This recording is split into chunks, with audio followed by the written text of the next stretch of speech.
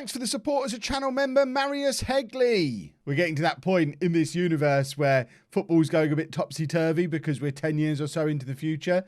So today we've got the FA Cup first round, but we're playing QPR. So it's a big game that will hopefully make us lots of money.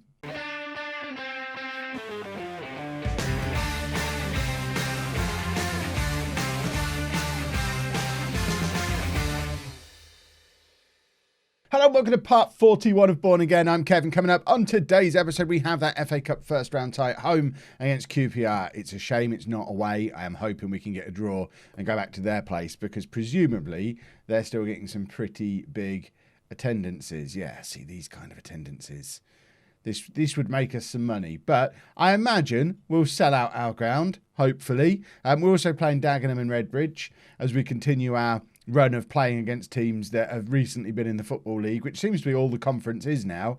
I'm very interested to see. In fact, should we have a little look? Or should we save League 2 as a surprise for when we get there? I think there's going to be non-league teams scattered throughout League 2 because there's so many league teams down here in the National League. It's going to be very interesting when we get up there. As you can see, form since I was last with you has been mixed as usual. Yes, the media are expecting us to go up as champions this year, but we're actually hovering around the playoffs, which is what Sir Mick Powell is wanting. One thing I haven't looked at yet is how we actually compare, like money-wise, with these. I can never remember how to do this because I check it so infrequently.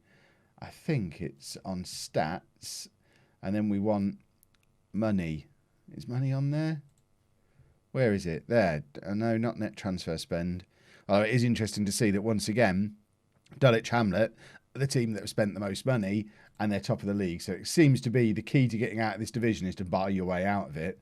Although they've not done it quite the way York did last year when they spent about £500,000. How there must be team detailed. This is it. This is what we want. So their salary, they're paying £2.5 million a year in salaries and spent 43,000. So they've got money all of a sudden. Boston, likewise, spending lots of money. And then we're down here, 17th place. We're only spending £900,000 a year on salaries and didn't pay a transfer fee. So I think we have to apply a little bit of context to the fact that, yeah, our reputation might be good because of a couple of cup runs, but actually the size of our club, we're much smaller than Dulwich Hamlet, Boston, South Shields. South Shields came up with us and are now already spending £2 million a year on salaries. So we're a long way behind when it comes to attracting the kind of quality of player that some of these clubs have got. And it's another crazy rise to see that they've come all the way up here effectively with us. Slightly slower progress, but they've got loads of money. Why have they got loads of money? Have they sold somebody? They didn't sell any. Did they sell someone the year before? No. Have they had a crazy takeover? They had a tycoon takeover 2 years ago. And what do you know? They turned professional immediately. National League South champions, did us over in the playoffs last year and have now spent more money than anyone else in the league and are going up as champions. We can't compete with that. We're not going up as champions because there's teams like this ruining my day. But hopefully we'll attract our own tycoon. So Mick Powell's still clinging on, but regularly there is discussion that he might be getting ready to leave the club. There you go. We've got it there again in the process of a board takeover. But I've just noticed I'm a club legend. Delightful. That has been on and off for about 4 seasons, so don't expect that to happen imminently. But there are board takeovers afoot. I forget some of these players existed. Graham Dodds, still playing in the Football League. Why is it? It looks like some of our favoured personnel have disappeared. I'm sure we had more than this before. Good to see Luke Plangers on there. But you look through this list of players, and most of them aren't the ones I would consider the stars of the save so far. Matthew Smith has now retired at age 26. What a shame. Should have stayed with us. He'd be our captain now if he'd stayed with us. So this is the team we're putting out there for the QPR game. We've got Anang in goal, a back four of Bedwell, Dorset, Dootson and Shaw Sainsbury. Bradshaw, Broadbent. Is Broadbent new? I think Broadbent might be someone I brought in new last. He is. I should probably show you the transfers. This is what happens when I haven't played the game since Friday. And I'm now recording this on Monday morning. Why are we looking at the distant past? Because we just went back with Dulwich Hamlet. Can we have up-to-date transfers? So, we signed a couple more players. Matt Sheffel who is a good left-back, a permanent left-back signing, which allows Bedwell to play at centre-back sometimes. And then we've also got our quality midfielder now, Terry Broadbent, 23-year-old former Welsh under-21 international, much better than any midfielders we currently had at the club, and that's why he's appearing in midfield for us today. Neither of the two new signings are fully match fit yet, but they're so good I think it's worth putting them in. So a midfield of Bradshaw, who's returning from injury and can only play, well, apparently he can play the full game, but again, not match fit. Bradshaw, Broadbent, Robinson and Sati on the right-hand side, who's also fairly recently back from injury, and then Quinn and Bond up front, who they're the one thing that's pretty much standard. They're continuing to score goals for fun. Quinn more than Bond these days, and it would be nice to try and bring Quinn in permanently, but as you've seen when I've tried to do that, when we can agree a reasonable fee, he doesn't want to discuss terms with us, and then when it looks like he might actually be willing to join us, Sheffield Wednesday all of a sudden want £5 million again. So they're a little bit up and down with him, whether or not they're actually planning on letting him come to us at any point. So I'm not bitter. We'll get him permanently eventually. What we want to do today is just try and take QPR to a draw, because if we can go back to their place, money, money, money, money, and we've just seen money at this level is how you get out of this league. Sati scored. It's his first goal since returning to the club on loan. We remember him scoring some absolute screamers when he was with us first time around, but he's struggled. He's kind of been in and out of the team with a few knocks early on his return, but there is his first goal back in a Bourne shirt. Quinn picking up, oh no, in fact it's Robinson getting the assist because that little 1-2 there, and the QPR goalkeeper is going to be disgusted with himself for what he's done there, because it's a fairly tame shot from Sati. It's straight at him, but it's kind of just spilled out of his hands and ended up in the back of the net. And we go 1-0 up on about 15 minutes, and now all that's going to do is wake QPR up, I imagine, because they're right up there at the top of League One. Look, they've filled our stand that we built, the secret stand that we just covered in a blanket, pretended to rebuild so that we met the requirements of this league. But they're actually filling it today because they're fancy Football League fans and used to sitting down. Look at us. We're real football fans standing. Quinn is in there with the header, actually wins the header. He's causing problems in the defence there for us today. I'm a little bit worried to see we're not actually completely packing out the ground. I would have thought it would be a sellout today, but perhaps we're less interested in, perhaps we're so used to these big cup games now that they no longer have the appeal. That is the best effort of the game from QPR, and it's just wide, and I don't think Anang was getting there if that had been on target. So we need to be a little bit alert to that. We're struggling to get any attacks away, to get any shots away, but I guess the important thing at the moment is that we're 1-0 up. And as much as I said, yes, of course we're playing for the draw, we're playing for the replay, it would be nice to beat them and just go into the next round. That's fun too.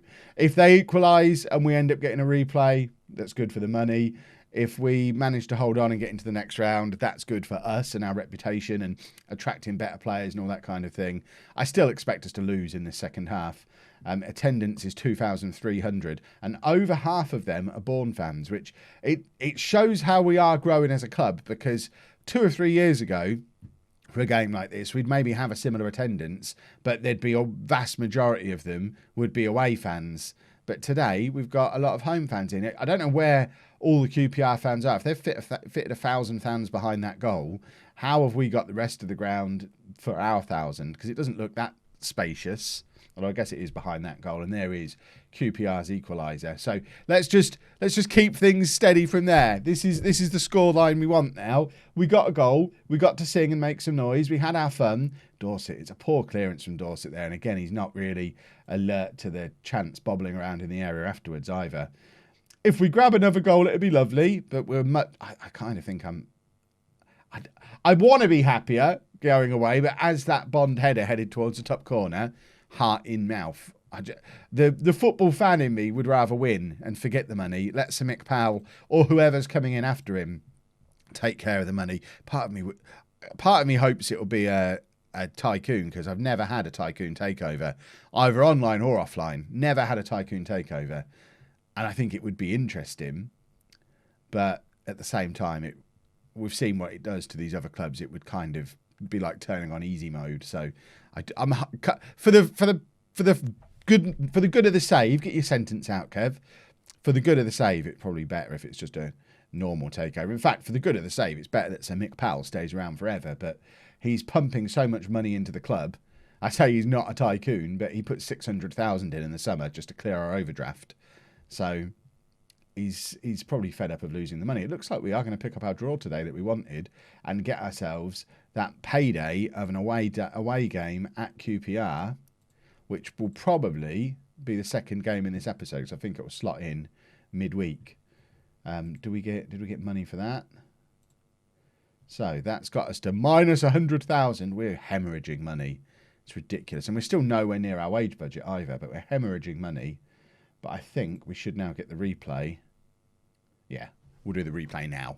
So 2 changes for the replay. Change 1 is I've taken off my jacket because it was warm in here. And change 2 is Mark Sheffield does come in at left back to allow Bedwell to come across and play as the centre back. He's not natural there, but he's so good that I'm hoping that kind of balances it out, although he's officially not as good as Dorset as a centre back. But he's a League 2 quality player. And he's 6'1", I think. It's not like he's a little fullback. I think he'll be all right playing centre back. That's my plan. That's why we've brought Mark Sheffield in. And I think that is now an entire back four who are all Football League quality players. National League quality player. As you can see there, Dootson's probably the same. We're getting there, though. He's National League quality. Okay. Well, there's Kev's point unproven. Bradshaw's still not fully fit. Is that Sati on a yellow card or close to a suspension, or is that he's also unfixed? I don't know what he'd be tired about. Mundell's the only one with no face in our team. Oh no, Anang's not got a face either. Right, let's just same team talk again. We're underdogs. We're hoping for a big crowd, but I've just seen this stand opposite where the camera is and realised we ain't getting a payday because there is nobody here. Where is everybody? QPR obviously not feeling the romance of the FA Cup. Most of these people have come on their own. Nobody's sat with their mates. Perhaps they're self-isolating in the stands. Oh, topical football joke. Excellent. No one's going to know what I'm talking about in 6 months. The terrifying thing is people will probably know exactly what I'm talking about in 6 months because it's still happening. But let's not get into that. That's not what this video is all about. If you want to hear me talk about that kind of stuff, that's what my vlog channel is for. It's not what the vlog channel is for. We've given away a penalty. Oh, now I'm sniffling. I talk about being ill, and all of a sudden I start to sniffle and we give away a penalty. It's all falling apart. Anang needs to step up here and make a save, or this could be a very long day for us. QPR 1-0 up with 4 minutes on the clock. Look, they've got a big telly in the corner.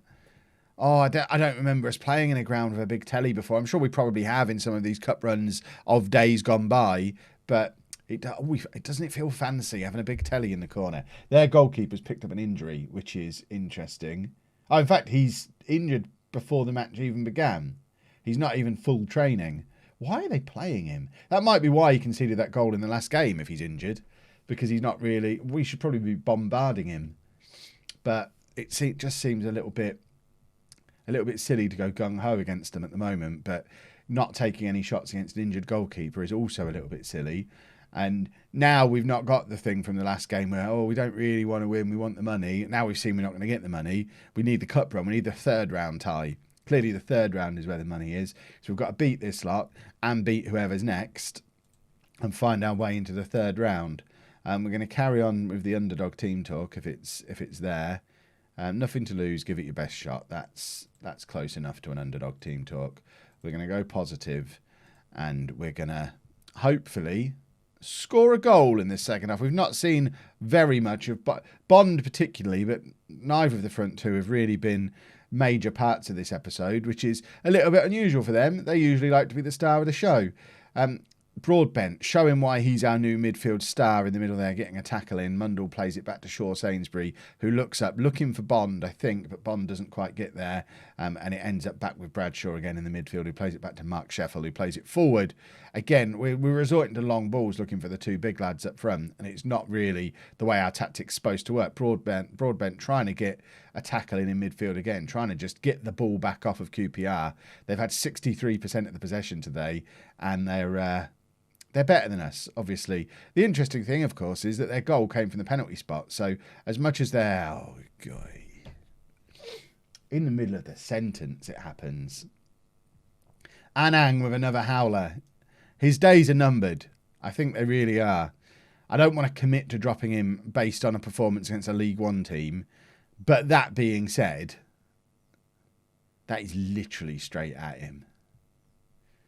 Yikes. I did just get a glimpse at the attendance. There's over 6,000 people here. 100 of them have come from Bourne, which, I mean, Bourne, the town of Bourne is going to be a ghost town. Broadbent's apparently having a really poor game, which I'm not seeing myself, but we'll bring Gleeson on, who's probably disappointed that he's not getting much in the way of game time, considering I was building my midfield around him 2 episodes ago and then changed my mind. Bond can come off. Sheedy can have a go up front. He's not a striker, really. He's here as my support striker, but we'll stick him up alongside Quinn. Sati's also having it. There's a lot of players not playing very well. Cotton can come on and play on that right-hand side. All substitutions done by the 70th minute. Let's show some passion. Let's at least have a couple of shots. We need to at least have a go. Because as I was saying, although QPR have dominated possession, they haven't really created a lot. It does feel a little bit like they've not needed to go out of second gear. But I don't think we can be too disappointed. They're, as I say, at the top of... They're higher in the League One table than we are in the National League table. So we were never supposed to win. But I don't know. The romance... We've just clobbered him. The romance of previous cup runs made me feel like we'd at least give them a run for their money. And I guess we did in the home game, but... In this replay, we've not really looked competitive at all, have we? As long as if we've made some decent money, I guess that makes it all worthwhile. Bedwell plays it forward, looking for Sheedy, who flicks on for Quinn. Back to Sheedy again. Sheedy looking for options, finds Bradshaw, who plays it forward to Quinn. Quinn looking up, he's got Sheedy in the middle. Cotton's hovering as well, I think, and Mundle's in there. There is Mundle, and that was a big chance. That was the best chance we've had of the game. It wouldn't have really mattered because we weren't going to score a second one, but it would have been nice for Romain Mundle to come to a big team like QPR and grab himself a goal. He's got the ball again here, but misses out on it. I think we've won a free kick, but again, it doesn't really matter. They've had a player sent off, but it's in the 93rd minute when we're 2-0 down. I don't think he was even sent off. I think that was his yellow card. Sheedy with the free kick. In swing. It's a lovely free kick, but their injured keeper plucks it off of the head of Dootson. And I think that is probably the end of the match. Although he's really taking his time, waiting for the referee to get his whistle in his mouth. He does. And we're out of the FA Cup for another year. We gave it a good go. Let's check our bank balance to see what kind of difference it's made there. It's cleared half of our overdraft. I mean, if someone came to me today and offered to clear half of my overdraft, I'd consider that a good day. So I don't suppose we can complain too much. And it gets the pesky old FA Cup out of the way so we can focus on the league again. So we'll come back tomorrow somewhere around here for more league action. If you've enjoyed that, please make sure you leave a nice big thumbs up on there for me. Subscribe to the channel for daily Football Manager videos. And thank you very much for watching.